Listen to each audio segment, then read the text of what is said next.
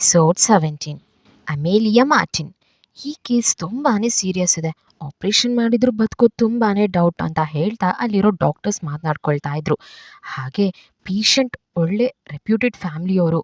ಈಗ ಇವ್ರನ್ನ ಉಳಿಸ್ಕೊಳ್ಳಲು ಆಗದೆ ಹೋದರೆ ನಮ್ಮ ಹಾಸ್ಪಿಟಲ್ಗೆ ಕೆಟ್ಟ ಹೆಸರು ಬರುತ್ತೆ ಅಂತ ಎಲ್ಲರೂ ಮೀಟಿಂಗ್ ಮಾಡ್ತಾ ಇದ್ರು.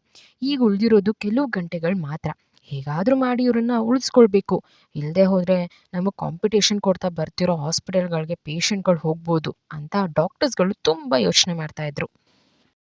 ಅಲ್ಲಿದ್ದ ಒಬ್ಬರು ಈ ಆಪ್ರೇಷನ್ ಮಾಡಬೇಕು ಇಲ್ಲ ಕೈ ಬಿಡಬೇಕು, ಸಕ್ಸಸ್ ಆದರೆ ಹಾಸ್ಪಿಟಲ್ಗೆ ತುಂಬ ಒಳ್ಳೆ ಹೆಸರು, ಇಲ್ಲ ಕೆಟ್ಟ ಹೆಸರು ಬರುತ್ತೆ, ಇದರಲ್ಲಿ ಯಾವುದಾದ್ರೂ ಒಂದನ್ನು ನಾವು ಆಯ್ಕೆ ಮಾಡಿಕೊಳ್ಳೇಬೇಕು ಅಂತ ಒಬ್ಬರು ಸ್ಪ್ಯಾನಿಷ್ ಭಾಷೆಯಲ್ಲಿ ಮಾತನಾಡ್ತಾ ಇದ್ರು.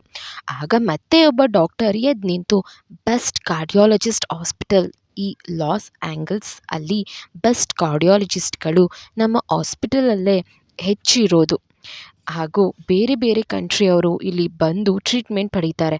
ಆದರೆ ಇಲ್ಲಿನ ರೆಪ್ಯೂಟೆಡ್ ಫ್ಯಾಮಿಲಿ ನಾವು ಟ್ರೀಟ್ಮೆಂಟ್ ಮಾಡಲು ಆಗ್ತಿಲ್ಲ, ಇದೆಂಥ ವಿಪರ್ಯಾಸ ಅಂತ ಡಾಕ್ಟರ್ ಬೇಸರ ಮಾಡಿಕೊಂಡ್ರು.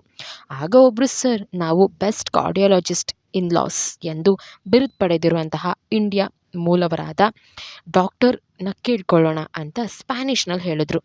ಆಗ ಅವರು, ಇದು ನನ್ನ ತಲೆಗೆ ಮೊದಲೇ ಯೋಚನೆ ಬಂತು, ಆದರೆ ಅವ್ರ ವರ್ಕ್ ಈಗ ಮುಗಿದು 15 ದಿನಗಳಾಗಿವೆ. ಈಗ ಅವರು ಮತ್ತೊಂದು ಹಾಸ್ಪಿಟಲ್ನಲ್ಲಿ ಗೈನಕಾಲಜಿಸ್ಟ್ ಆಗಿ 15 ದಿನ ಅವರು ಅಲ್ಲೇ ಕೆಲಸ ಮಾಡ್ತಾರೆ. ಈಗ ನಮಗೆ ಅವರ ಅಪಾಯಿಂಟ್ಮೆಂಟ್ ಇಲ್ಲ, ಅದೇ ತೊಂದರೆ ಆಗಿರೋದು ಅಂತ ಮಾತಾಡ್ತಾ ಇದ್ರು. ಆಗ ಅವರು, ಸರ್, ಪೇಷಂಟ್ ಕಡೆಯವರು ತುಂಬ ಇನ್ಫ್ಲೂಯೆನ್ಸ್ ಇರೋ ಜನ, ಈಗ ಡಾಕ್ಟರ್ ಕರ್ತ್ಕೊಂಡು ಬರಲೇಬೇಕು ಅಂತ ಹೇಳಿದ್ರು. ಆಗ ಸರಿ, ಪ್ರಯತ್ನ ಮಾಡ್ತೀನಿ ಅಂತ ಡಾಕ್ಟರ್ಗೆ ಕಾಲ್ ಮಾಡೋದಕ್ಕೆ ಹೊರಟರು. ಅಲ್ಲಿಗೊಬ್ಬರು ಓಡ್ ಬಂದು, ಸರ್, ಮೇಡಮ್ ಆಪ್ರೇಷನ್ ಮಾಡೋದಕ್ಕೆ ಬಂದಿದ್ದಾರೆ, ನೀವು ಎಲ್ಲನೂ ರೆಡಿ ಮಾಡ್ಕೊಳ್ಬೇಕಂತೆ ಅಂತ ಹೇಳಿದ್ದಾರೆ ಅಂತ ಹೇಳಿ ಆಪ್ರೇಷನ್ ಥಿಯೇಟರ್ ಕಡೆ ಹೋದರು.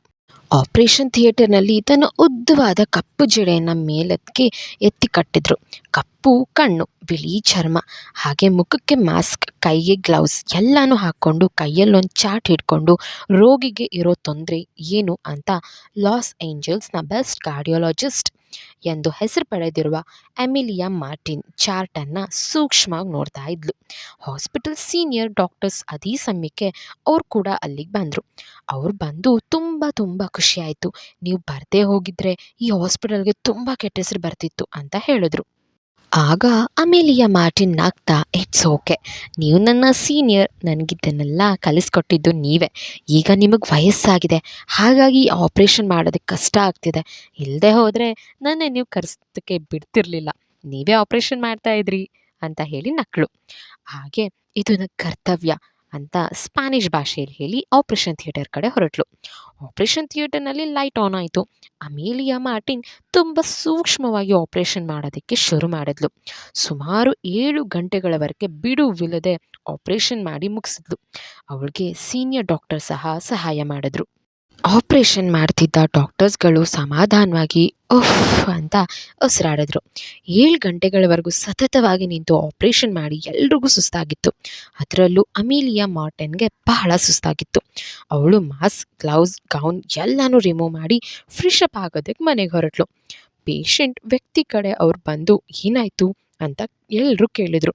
ಆಗ ಸೀನಿಯರ್ ಡಾಕ್ಟರ್, ಹೆದರೋ ಅವಶ್ಯಕತೆ ಇಲ್ಲ, ಅವರು ಹುಷಾರಾಗಿದ್ದಾರೆ, ಆದರೆ ನಾವು ಮಾಡಿರೋ ಆಪ್ರೇಷನ್ಗೆ ಅವ್ರ ಹೃದಯ ಹೇಗೆ ಸ್ಪಂದಿಸುತ್ತೆ ಅಂತ ತಿಳಿದಿಲ್ಲ, ಆದರೆ ನಮ್ಮ ಕಡೆಯಿಂದ 90ರಷ್ಟು ಪ್ರಯತ್ನ ನಡೆದಿದೆ, ಇನ್ನು ಉಳಿದ 10ರಷ್ಟು ಪ್ರಯತ್ನ ಅವ್ರು ಮಾಡಬೇಕಿದೆ ಅಂತ ಡಾಕ್ಟರ್ ಹೇಳಿದ್ರು.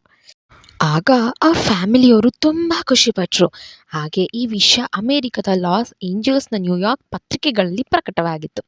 ಅಮೇರಿಕದ ಫೇಮಸ್ ಅಲೆಕ್ಸಿನ್ ಮ್ಯಾಗಝಿನಲ್ಲಿ best cardiologist miss Amelia Martin, ಈ ಲೇಡಿ ತುಂಬ ಮಿಸ್ಟೀರಿಯಸ್ ಗರ್ಲ್, ತಮ್ಮ ಐಡೆಂಟಿಟಿಯನ್ನು ಮರೆ ಮಾಡಿಕೊಂಡೇ ಬಂದಿದ್ದಾರೆ, ಇವರು ಪಬ್ಲಿಕಲ್ಲಿ ಗುರುತಿಸ್ಕೊಳ್ಳೋದಕ್ಕೆ ಬಯಸುತ್ತಿಲ್ಲ. ಮ್ಯಾಗಝಿನ್ ಇವರು ಕುರಿತಾಗಿ ಬರೆದಿದ್ರು. ಹಿಂದಿನ ದಿನ ಸೀರಿಯಸ್ ಕಂಡೀಷನ್ ಅಲ್ಲಿದ್ದ ಫೇಮಸ್ ಉದ್ಯಮಿ ಆಪರೇಷನನ್ನು ಯಶಸ್ವಿಯಾಗಿ ಮಾಡಿದ್ದಾರೆ ಅಂತ ಬರೆದಿದ್ರು. ಹಾಗೂ ಆ ಪೇಷಂಟ್ ಇವೆರಡು ದಿನಗಳಲ್ಲಿ ರಿಕವರ್ ಆಗ್ತಾರೆ ಅಂತ ಡಾಕ್ಟರ್ಸ್ಗಳು ಅವರ ಫ್ಯಾಮಿಲಿಗೆ ತಿಳಿಸಿದ್ದಾರೆ. ಲಾಸ್ ಏಂಜಲ್ಸ್ನ ಸಿಟಿಯ ಮಧ್ಯೆ 70 ಬಹುಮಹಡಿಗಳ ಕಟ್ಟಡದಲ್ಲಿ 50ನೇ ಫ್ಲೋರ್ನಲ್ಲಿ ಈ ಮ್ಯಾಗಝಿನನ್ನು ಒಂದು ಹುಡುಗಿ ನೋಡ್ತಾ ನಗ್ತಾ ಇದ್ಲು. ಆ ಮ್ಯಾಗಝಿನನ್ನು ಒಂದು ಕಡೆ ಇಟ್ಟಿದ್ಲು. ಅವಳು ರೇಡಿಯೋ ಆನ್ ಮಾಡಿದ್ಲು. ಅದರಲ್ಲಿ ಒಂದು ಕನ್ನಡ ಸಾಂಗ್ ಪ್ಲೇ ಆಗ್ತಾ ಇತ್ತು. ಜೊತೆಯಲಿ ಜೊತೆಯಲಿ ಇರುವೆನು ಹೀಗೆ ಎಂದು ಹೊಸ ಹರುಷವ ತರುವೆನು ಇನ್ನು ಎಂದು. ಓ ಎಂತ ಮಾತಾಡಿದೆ ಇಂದು ನೀ, ಎಂತ ಮಾತಾಡಿದೆ ನನ್ನ ಮನಸ್ಸಿನ ಭಾವನೆ ನೀನೆ ಹೇಳಿದೆ. ಜೊತೆಯಲಿ ಜೊತೆಯಲಿ ಇರುವೆನು ಹೀಗೆ ಎಂದು. ಈ ಸಾಂಗ್ ಆಡ್ತಾ ಅವಳು ಮೈ ಮರೆತಿದ್ಲು.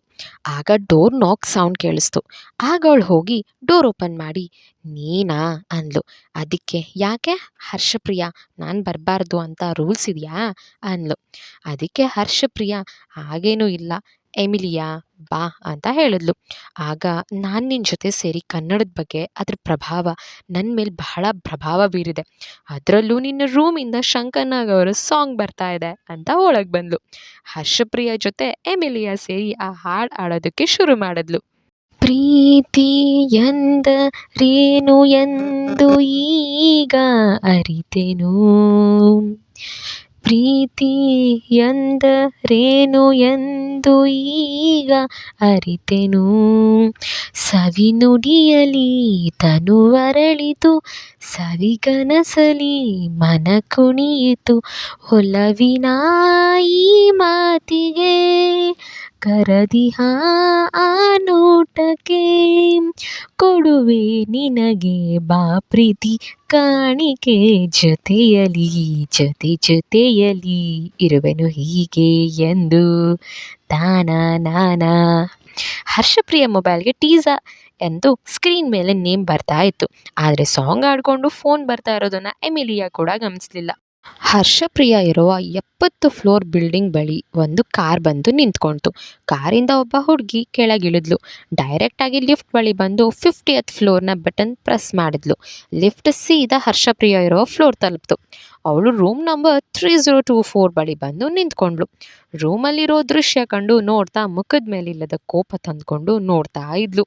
ಅಲ್ಲಿ ಹರ್ಷಪ್ರಿಯ ಎಮಿಲಿಯಾ ಮೋಡದಲ್ಲಿ ಜೋಡಿಯಾಗಿ ತೇಲಿ ನಲಿಯುವ, ಹಾರಾಡುವ ಅರಗಿಣಿಗಳ ಮಾತಾಡಿಸಿ ಮುತ್ತಾಡುವ, ಕಾಮನ ಬಿಲ್ಲೇರುವ ಜಾರುತ್ತಾ ನಾವಾಡುವ, ಹಗಲು ಇರುಳು ಒಂದಾಗಿ ಹಾಡುವ. ಜೊತೆಯಲಿ ಜೊತೆಯಲಿ ಇರುವೆನು ಹೀಗೆ ಎಂದು. ಅವರಿಬ್ರು ಸಾಂಗ್ ಅಲ್ಲಿ ಮುಗೀತು. ಅವರು ತಿರುಗಿ ಡೋರ್ ಕಡೆ ನೋಡಿದ್ರು. ಹರ್ಷಪ್ರಿಯ ಡೋರಲ್ಲಿ ನಿಂತಿರೋ ಹುಡುಗಿ ನೋಡಿ ಓಡ್ ಹೋಗಿ ರೇಡಿಯೋ ಆಫ್ ಮಾಡಿ ಅವಳ ಕಡೆ ನೋಡ್ತಾ ನಿಂತಿದ್ಲು. ಎಮಿಲಿಯಾ ಹಾಯ್ ಟೀಸಾ, ನೀನ್ ಇಲ್ಲಿ ಅಂತ ಕೇಳಿದ್ಲು. ಆಗ ಟೇಸಾ ಒಳಗೆ ಬಂದು ಯಾಕೆ ಎಕ್ಸ್ಪೆಕ್ಟ್ ಮಾಡಿರ್ಲಿಲ್ವಾ, ಬರಬಾರ್ದಿತ್ತು ಅಂತ ಅನ್ಕೊಂಡಿದ್ಯಾ ನೀನು ಅಂದ್ಲು. ಆಗ ಎಮಿಲಿಯಾ ಇಲ್ಲ ಟೇಸಾ ಆಗಲ್ಲ, ಕೇಳ್ದೆ ಇನ್ಫಾರ್ಮ್ ಮಾಡದೆ ಬಂದಿದ್ಯಾ ಅಲ್ವಾ ಅಂತ. ಆಗ ಟೇಸಾ ಹೇಳಿದ್ಲು ಪ್ರಿಯಾ ನಿನ್ನ ಫೋನ್ ನೋಡು ಒನ್ ಟೈಮ್ ಅಂದ್ಲು. ಆಗ ಅವಳಿಗೆ 10 ಮಿಸ್ಡ್ ಕಾಲ್ಸ್ ಬಂದಿತ್ತು. ಪ್ರಿಯಾ ನೋಡಿಲ್ಲ ಕಣೆ ಸಾರಿ ಅಂದ್ಲು. ಹೋಗಲಿ ಬಿಡು, ಮತ್ತೆ ಸಾಂಗ್ ಪ್ಲೇ ಮಾಡು, ನಾನು ಡ್ಯಾನ್ಸ್ ಮಾಡಬೇಕು ಅಂತ ಹೇಳಿದ್ಲು. ಆಗ ಪ್ರಿಯಾ ಎಮಿಲಿಯಾ ನಕ್ಕು ಸಾಂಗ್ ಪ್ಲೇ ಮಾಡಿ ಆಡೋದಕ್ಕೆ ಶುರು ಮಾಡಿದ್ರು. ಟೇಸಾ ಎಮಿಲಿಯಾ ಇಬ್ಬರು ಕ್ಲೀನ್ ಆಗಿ ಕನ್ನಡ ಮಾತಾಡ್ತಾ ಇದ್ರು. ಆಗ ಟೇಸಾ ಪ್ರಿಯಾ ಮೊದಲು ಸ್ನಾನ ಮಾಡೆ, ಟೈಮ್ ಆಗ್ತಿದೆ, ಇನ್ನು ಬ್ರಷ್ ಕೂಡ ಮಾಡದೆ ಕಾಫಿ ಕೊಡ್ತಿದ್ಯಾ, ಛೀ ಮೊದಲು ಹೋಗು ಅಂದ್ಲು.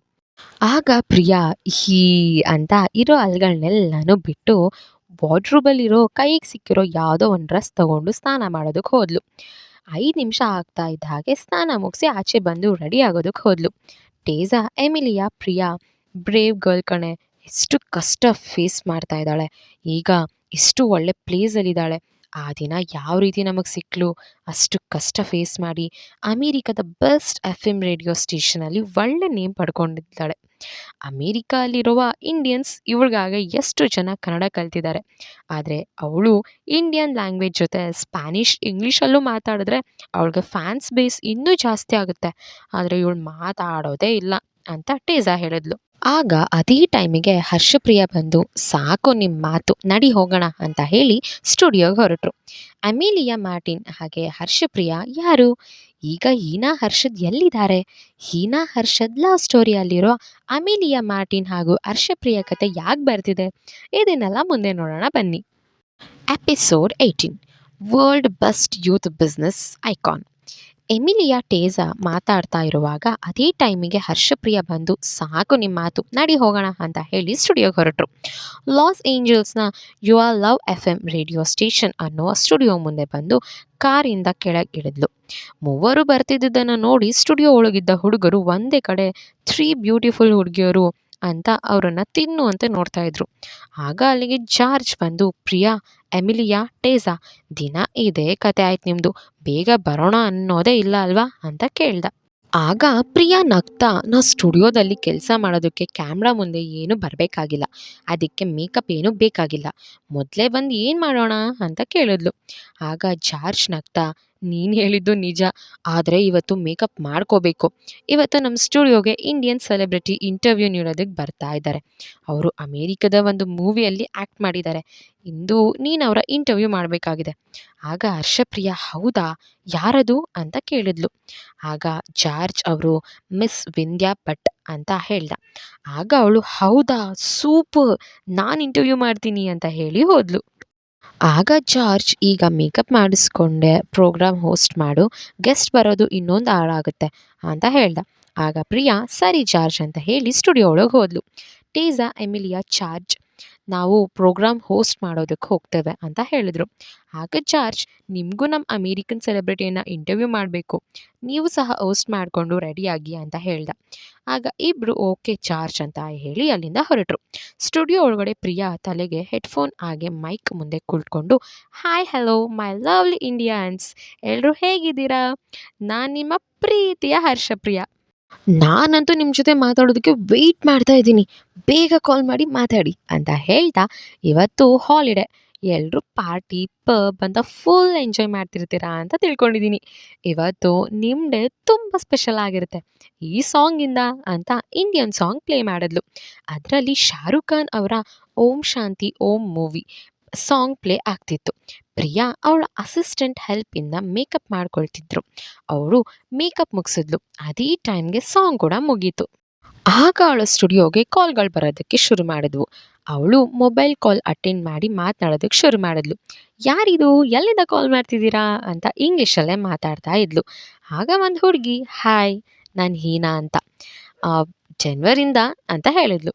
ಹಾಗೆ ಪ್ರಿಯಾ 2 ಸೆಕೆಂಡ್ ಸುಮ್ಮನೆ ಇದ್ಲು. ಹೌದಾ, ಸರಿ ಅಂತ ಇಂಗ್ಲೀಷ್ನಲ್ಲಿ ಹೇಳಿ, ಇವತ್ತು ನಿಮ್ಮ ದಿನ ಹೇಗಿತ್ತು ಅಂತ ಕೇಳಿದ್ಲು. ಆಗ ಅವಳು, ಇವತ್ತು ತುಂಬ ಚೆನ್ನಾಗಿತ್ತು, ಇವತ್ತು ಇಂಡಿಯಾದಲ್ಲಿ ಹಬ್ಬ, ಸೊ ಇಲ್ಲೂ ಸಹ ಹಬ್ಬದ ವಾತಾವರಣ ಇತ್ತು ಅಂತ ಹೀನಾ ಹೇಳ್ತಾ ಇದ್ಲು. ಆಗ ಪ್ರಿಯಾ, ನೀವು ಕನ್ನಡದವರು, ಸುಮಾರು 2 ವಾರದಿಂದ ಯಾರೂ ಕರ್ನಾಟಕದ ಮೂಲದವರು ಕಾಲ್ ಮಾಡಿರಲಿಲ್ಲ. ಇವತ್ತು ಇಂಡಿಯಾದಲ್ಲಿ ಗಣೇಶ ಹಬ್ಬ ಇದೆ ಅಂತ ನಾವು ಇಲ್ಲೇ ಇದ್ದು ಅಲ್ಲಿನ ಹಬ್ಬದ ದಿನಗಳನ್ನ ಮರೆತು ಬಿಟ್ಟಿದ್ದೇವೆ ಅಂತ ಹೇಳಿ ನಕ್ಳು. ಆ ಕಡೆಯಿಂದ ಹೀನಾ ಅನ್ನೋ ಹುಡುಗಿ, ಹೌದು ಮೇಡಮ್, ಇವತ್ತು ತುಂಬಾ ಚೆನ್ನಾಗಿ ಹಬ್ಬ ಮಾಡಿದ್ವಿ ಅಂತ ಹೇಳಿದ್ಲು. ಆಗ ಪ್ರಿಯಾ, ಹೌದಾ, ಈಗ ನಿಮಗೆ ಯಾವ ಸಾಂಗ್ ಬೇಕು ಅಂತ ಕೇಳಿದ್ಲು. ಯಾವುದಾದ್ರೂ ಆಗಲಿ, ಕನ್ನಡ ಸಾಂಗ್ ಪ್ಲೇ ಮಾಡಿ ಅಂತ ಹೇಳಿದ್ಲು. ಆಗ ಹರ್ಷಪ್ರಿಯಾ, ಓಕೆ ಹೀನಾ, ನಿನಗೋಸ್ಕರ ಪ್ಲೇ ಆಗ್ತಾ ಇದೆ ಕನ್ನಡ ಸಾಂಗ್ ಅಂತ ಹೇಳಿ ಹರ್ಷಪ್ರಿಯ ಸೈಲೆಂಟಾಗಿ ಯೋಚನೆ ಮಾಡ್ತಾ ಕೂತ್ಕೊಂಡ್ಳು. ಮ್ಯೂಸಿಕ್ ಪ್ಲೇ ಆಗ್ತಾ ಇತ್ತು. ಅಮೇರಿಕದ ನ್ಯೂಯಾರ್ಕ್ ಸಿಟಿಯಲ್ಲಿ 50 ಫ್ಲೋರ್ ವಿಂಡೋ ಬಿಲ್ಡಿಂಗ್ನ ಒಂದು ರೂಮ್ನಲ್ಲಿ 6 ಅಡಿ ಎತ್ತರದ ಹುಡುಗ ಕೈಯಲ್ಲಿ ಕಾಫಿ ಕಪ್ ಹಿಡ್ಕೊಂಡು FM ಬರ್ತಿದ್ದ ಸಾಂಗನ್ನು ಕೇಳ್ತಾ ಇದ್ದ. ಆಗಾಗ ನೆನಪಾಗುತ್ತಾಳೆ, ಕಣ್ಣೀರಿಗೆ ನೆಪವಾಗುತ್ತಾಳೆ, ಹೆಜ್ಜೆ ಹೆಜ್ಜೆಗೂ ಬೆಕ್ಕಳಿಕೆ, ಹೇಳದೆ ಹೋಗಿರೋ ಕಾರಣಕ್ಕೆ, ಅವಳೆಂಬ ಮೋಹ ವಿಷವಾಗಿ ಮೌನವನೇ ಹೊತ್ತು ಶವವಾಗಿ ಹೆಗಲ ಬಯಸಿರುವೆ, ನೆನಪ ಸುಡುತ್ತಿರುವೆ, ಮರೆಯೋಕಾಗ್ತಿಲ್ಲ. ಈ ಸಾಂಗನ್ನು ಒಬ್ಬ ಕೇಳಿಸ್ಕೊಳ್ತಾ ಇದ್ದ. ಎಫ್ ಎಂ ಸ್ಟೇಷನ್ಗೆ ಕಾಲ್ ಮಾಡಿದ್ದ ಹೀನಾ ಹುಡುಗಿ ಹೆಸರು ಕೇಳಿ ಹಾಗೆ ಈ ಸಾಂಗ್ ಜೊತೆಗೆ ಅವನಿಗೆ ಅವಳ ಹುಡುಗಿ ನೆನಪಲ್ಲೇ ಬಂದು ಎರಗ್ದಂತಾಯ್ತು. ಒಬ್ಬ ವ್ಯಕ್ತಿ ಬಂದು ಸರ್ ಮೀಟಿಂಗ್ ಟೈಮ್ ಆಗ್ತಿದೆ ಅಂತ ಹೇಳ್ದ. ಆಗ ಓಕೆ 2 ನಿಮಿಷ ಬಂದೆ, ಈ ಪ್ರೋಗ್ರಾಮ್ ಮುಗೀಲಿ ಅಂತ ಹೇಳ್ದ. ಆಗ ಆ ವ್ಯಕ್ತಿ ಸರ್ ಬಟ್ ಮೀಟಿಂಗ್, ಅವನು 2 ನಿಮಿಷ ಅಂತ ಹೇಳ್ದೆ ತಾನೆ, ಹೋಗು ಅಂತ ಹೇಳ್ದ. ಥಾಮಸ್ ಅಜಯ್ ಜೊತೆ ನಡ್ಕೊಂಡು ಹೋಗ್ತಾ ಇದ್ದ. ಅವನು ಸರ್ ಈ ಪ್ರೋಗ್ರಾಮ್ನ ದಿನಾ ಕೇಳ್ತಾರೆ ಅಂತ ಹೇಳ್ದ. ಈ ಪ್ರೋಗ್ರಾಮನ್ನು ಮಿಸ್ ಮಾಡೋದೇ ಇಲ್ಲ ಅಂತಾರೆ. ಇದ್ರಲ್ಲಿ ಏನು ಸ್ಪೆಷಾಲಿಟಿ ಇದೆ ಅಂತ ಗೊತ್ತಾಗಿಲ್ಲ ಅಂತ ಅವನ ಜೊತೆಗಿದ್ದ ಅಜಯ್ಗೆ ಕೇಳ್ದ.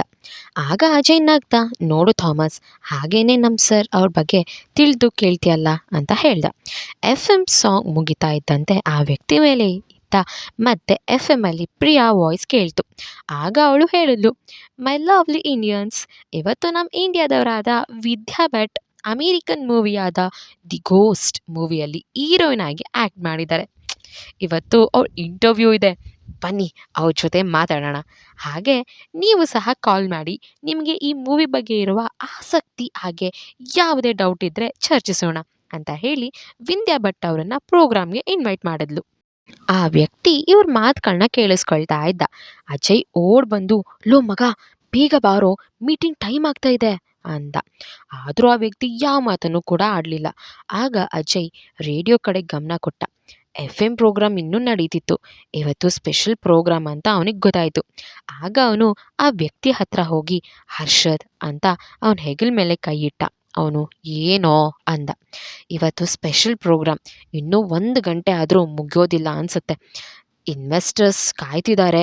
ಈ ಪ್ರಾಜೆಕ್ಟ್ಗಾಗಿ 4 ವರ್ಷ ವನವಾಸವನ್ನೇ ಮಾಡಿದ್ಯಾ, ಈಗ ಕೈ ತಪ್ಪು ಹೋಗೋ ಹಾಗೆ ಮಾಡ್ಕೋಬೇಡ, ಮೊದಲು ಬಾ ಅಂತ ಹೇಳಿ ಹರ್ಷದ್ನ ಕೈ ಹಿಡ್ಕೊಂಡು ಎಫ್ ಎಂ ಆಫ್ ಮಾಡಿ ಕರ್ಕೊಂಡು ಹೋದ. ಹರ್ಷದ್ ಇಂಡಿಯಾದಲ್ಲಿ ಒಬ್ಬ ದೊಡ್ಡ ಬಿಸ್ನೆಸ್ ಮ್ಯಾನ್ ಆಗಿ ಬೆಳೆದಿದ್ದ. ಹಾಗೆ world best youth business icon ಅನ್ನೋ ಅವಾರ್ಡ್ ಕೂಡ ಅವನಿಗೆ ಈ 5 ತಿಂಗಳ ಹಿಂದೆ ಸಿಕ್ಕಿತ್ತು. ಈ ಅವಾರ್ಡ್ ಸಿಕ್ಕ ಬೆನ್ನಲ್ಲೇ ಅವನಿಗೆ ಇನ್ನಷ್ಟು ಪ್ರಾಜೆಕ್ಟ್ಗಳು ಹಾಗೆ ವಿದೇಶಗಳಲ್ಲಿ ಅವನ ಕಂಪನಿ ಹರಡ್ಕೊಂಡಿತ್ತು. ಅವ್ರ ಕಂಪನಿ ಪಾಪ್ಯುಲಾರಿಟಿ ಪ್ರಪಂಚವನ್ನು ಆವರಿಸಿತ್ತು. ಅವನು ಅಮೇರಿಕದ ಒಂದು ಫೇಮಸ್ ಬಿಲ್ಡಿಂಗನ್ನು ಇಂಡಿಯಾದಲ್ಲಿ ಸೇಮ್ ಅದೇ ರೀತಿ ಕಟ್ಟೋದಕ್ಕೆ ನಿರ್ಧರಿಸಿದ್ದ. ಅದೇ ರೀತಿಯ ಬ್ರಾಂಚ್ಗಳನ್ನು ಎಸ್ಟಾಬ್ಲಿಷ್ ಮಾಡಬೇಕಂತ ಯೋಚಿಸಿದ. ಅದು ವರ್ಗದವರಿಗೆ ಹಾಗೆ ಬಡವರಿಗೂ ಯೂಸ್ ಆಗೋ ರೀತಿ ಡ್ರೀಮ್ ಪ್ರಾಜೆಕ್ಟ್ ಆಗಿತ್ತು. ಅದು ಇಂಡಿಯನ್ ಗವರ್ನಮೆಂಟ್ ಹಾಗೆ ಅವನಿಗೂ ಸಹ ಒಳ್ಳೆ ಇನ್ಕಮ್ ಬರುವಂತಹ ಪ್ಲಾನ್ ಆಗಿತ್ತು. ಮೀಟಿಂಗ್ ಹಾಲ್ನಲ್ಲಿ ಸುಮಾರು 90ಕ್ಕೂ ಹೆಚ್ಚಿನ ದೇಶದ ಕಂಪನಿಯ ಬಿಸ್ನೆಸ್ ಮ್ಯಾನ್ಗಳು ಸಹಕಾರ ನೀಡಿದರು. ಹಾಗೂ ಅವರ ಒಂದಷ್ಟು ಸೈಟ್ಗಳನ್ನು ಅವ್ರಿಗೆ ಬಿಟ್ಕೊಟ್ಟು ಆ ಪ್ರಾಜೆಕ್ಟಲ್ಲಿ ಎಲ್ಲರೂ ಶೇರ್ ಪಡೆದುಕೊಳ್ಳೋದಕ್ಕೆ ನಿರ್ಧರಿಸಿದರು. ಅವ್ರಿಗೆ ಹರ್ಷದ್ಗೆ ಆಗುವಂತಹ ಲಾಭ ಆಗದೆ ಹೋದರೂ ಇವರ ಕಂಪ್ನಿಗಾಗೋ ನಷ್ಟದಿಂದ ಅವರು ದೂರ ಆಗಬಹುದಿತ್ತು. ಅವರು ಪ್ರಾಜೆಕ್ಟ್ನ ಕುರಿತಾಗಿ ಎಲ್ಲ ಮಾತುಕತೆ ಮುಗಿದು ಪ್ರಾಜೆಕ್ಟ್ ಶುರುವಾಗೋದಕ್ಕೆ ಎಲ್ಲರೂ ಒಪ್ಕೊಂಡ್ರು. ಇನ್ನು 2 ತಿಂಗಳಲ್ಲಿ ಬಿಲ್ಡಿಂಗ್ ವರ್ಕ್ 90 ಕಂಟ್ರಿಗಳಲ್ಲಿ ಶುರುವಾಗ್ತಿತ್ತು. ಸ್ಟುಡಿಯೋದಲ್ಲಿ ಹರ್ಷಪ್ರಿಯ ವಿದ್ಯಾ ಭಟ್ರವರ ಇಂಟರ್ವ್ಯೂ ಮುಗಿಸಿ ನನ್ನ ಎಲ್ಲ ಕೇಳುಗರಿಗೆ ಥ್ಯಾಂಕ್ ಯು ಸೋ ಮಚ್, ನಾಳೆ ಮತ್ತೆ ಬರ್ತೀನಿ, ಸಿ ಯು ಅಂತ ಹೇಳಿ ಪ್ರೋಗ್ರಾಮ್ ಮುಗಿಸಿದ್ಲು. ಆಗ ವಿದ್ಯಾ ಭಟ್ ಅವಳಿಗೆ ಹೇಳಿದ್ಲು, ನಿಮ್ಮ ಫ್ಯಾನ್ ಬೇಸ್ ಇಂಡಿಯಾದಲ್ಲಿದೆ, ಆದರೆ ನೀವು ಯಾಕೆ ಪಬ್ಲಿಕ್ಕಲ್ಲಿ ಕಾಣಿಸ್ಕೊಳ್ಳೋದಕ್ಕೆ ಇಷ್ಟಪಡೋದಿಲ್ಲ? ನೀವು ಮೂವಿಗೆ ಬರಬಹುದು, ನಿಮ್ಗೆ ಒಳ್ಳೆ ಫ್ಯೂಚರ್ ಇದೆ, ಯೋಚನೆ ಮಾಡಿ ಅಂತ ಹೇಳಿದ್ಲು. ಆಗ ಹರ್ಷಪ್ರಿಯನಾಗ್ತಾ ನನಗೆ ಅದರಲ್ಲೆಲ್ಲ ಇಂಟ್ರೆಸ್ಟ್ ಇಲ್ಲ, ಸೊ ನಾನು ಬರಲ್ಲ ಅಂದ್ಲು. ಆಗ ವಿದ್ಯಾ ಭಟ್ ಇಲ್ಲದೇ ಇದ್ದರೆ ಟಿ ವಿಯಲ್ಲಿ ಆ್ಯಂಕರಿಂಗ್ ಮಾಡ್ಬೋದಲ್ವಾ ಅಂತ ಹೇಳಿದ್ಲು. ಆಗ ಪ್ರಿಯಾ ನಗ್ತಾ, ಇಲ್ಲ ಮೇಡಮ್, ನನಗೆ ಅದರಲ್ಲಿ ಸ್ವಲ್ಪನೂ ಇಷ್ಟ ಇಲ್ಲ, ಲೋ ಪ್ರೊಫೈಲ್ ಮೇಂಟೈನ್ ಮಾಡೋದಕ್ಕೆ ಇಷ್ಟಪಡ್ತೀನಿ ಅಂತ ಹೇಳಿದ್ಲು. ಆಯಿತು ಪ್ರಿಯಾ, ಮತ್ತೆ ಸಿಗೋಣ ಅಂತ ಹೇಳಿ ಹೋದ್ಲು. ಅವಳು ಹಿಂದೆ ತಿರುಗಿ, ಪ್ರಿಯಾ, ಇದುವರೆಗೂ ನಾನು ಎಲ್ಲೇ ಹೋದರೂ, ಯಾವುದೇ ಪ್ರೋಗ್ರಾಮಿಗೆ ಹೋದರೂ ನನ್ನ ಜೊತೆ ಹೋಸ್ಟ್ ಮಾಡಿದವರು, ಆ್ಯಂಕರಿಂಗ್ ಮಾಡಿದವರು, ಆ್ಯಕ್ಟ್ ಮಾಡಿದವರು ಜೊತೆ ಫೋಟೋ ತೆಗೆದು ಸೋಷಿಯಲ್ ಮೀಡಿಯಾದಲ್ಲಿ ಹಾಕೋದು ಅಭ್ಯಾಸವಾಗಿದ್ದು, ಫ್ಯಾನ್ಸ್ಗಳು ನಾನು ಮೀಟ್ ಆಗೋ ವ್ಯಕ್ತಿಯ ಬಗ್ಗೆ ತುಂಬ ಕ್ಯೂರಿಯಾಸಿಟಿ ಇರ್ತಿತ್ತು. ಆದರೆ ಇದೇ ಮೊದಲು ನಿಮ್ಮ ಜೊತೆ ಸೆಲ್ಫಿಯನ್ನು ತೆಗೆದು ಪೋಸ್ಟ್ ಮಾಡಲಿಲ್ಲ ಅಂತ ಹೇಳಿ ನನ್ನ ಫ್ಯಾನ್ಸ್ ನಿಮ್ಮ ಬಗ್ಗೆ ತುಂಬ ಕ್ಯೂರಿಯಾಸಿಟಿ ಇಟ್ಕೊಂಡು ನಿಮ್ಮನ್ನು ನೋಡೋದಕ್ಕೆ ಕಾಯ್ತಾ ಇದ್ರು. ಆದರೆ ಈ ಟೈಮ್ ಅವ್ರಿಗೆ ತುಂಬ ಡಿಸಪಾಯಿಂಟ್ ಆಗುತ್ತೆ ಅಂತ ಹೇಳಿ ನಕ್ಳು. ಹರ್ಷಪ್ರಿಯ ಕೂಡ ನಕ್ಳು. ಅವಳು ಹೋದ್ಮೇಲೆ ಸ್ಟುಡಿಯೋಯಿಂದ ಪ್ರಿಯಾಗೆ ಕಾಲ್ ಬರ್ತಾ ಇತ್ತು. ಕಾಲ್ ಮಾಡಿ ಹೀನಾ ಅಂತ ಹೇಳಿದ ಹುಡುಗಿ ಯಾರು? ಈ ಹರ್ಷಪ್ರಿಯ ಯಾರು? ಹರ್ಷದ್ ಡ್ರೀಮ್ ಪ್ರಾಜೆಕ್ಟ್ ಸಕ್ಸಸ್ ಆಗುತ್ತಾ? ಇದನ್ನೆಲ್ಲ ನಾವು ತಿಳ್ಕೊಳ್ಳೋಣ ನೆಕ್ಸ್ಟ್ ಎಪಿಸೋಡಲ್ಲಿ. ಅಲ್ಲಿ ತನಕ ನೋಡ್ತಾ ಇರಿ ಪ್ರೀತಿ ಇನ್ ನಿಮ್ಮ ವ್ಲಾಗ್ಸ್. ಹಾಗೆ ನನ್ನ ಚಾನಲ್‌ನ ಸಬ್ಸ್ಕ್ರೈಬ್ ಮಾಡ್ಕೊಳ್ಳೋದನ್ನ ಮರಿಬೇಡಿ. ಯಾಕಂದ್ರೆ ಇದೇ ಥರ ಇಂಟ್ರೆಸ್ಟಿಂಗ್ ವೀಡಿಯೋಸ್‌ನ ನೀವು ಮಿಸ್ ಮಾಡ್ಕೊಳ್ಬಾರ್ದಲ್ವಾ? ಸೊ ಸಬ್ಸ್ಕ್ರೈಬ್ ಮಾಡ್ಕೊಳ್ಳಿ. ಹಾಗೆ ಈ ಎಪಿಸೋಡಲ್ಲಿ 2 ಸಾಂಗ್‌ನ ಆಡಿದ್ದೀನಿ. ವಾಯ್ಸ್ ಅಷ್ಟು ಚೆನ್ನಾಗಿ ಬಂದಿಲ್ಲ. ಬಟ್ ಹೇಗಿದೆ ಅಂತ ಕಾಮೆಂಟ್ ಮೂಲಕ ತಿಳಿಸಿ. Love you all. ಬಾಯ್.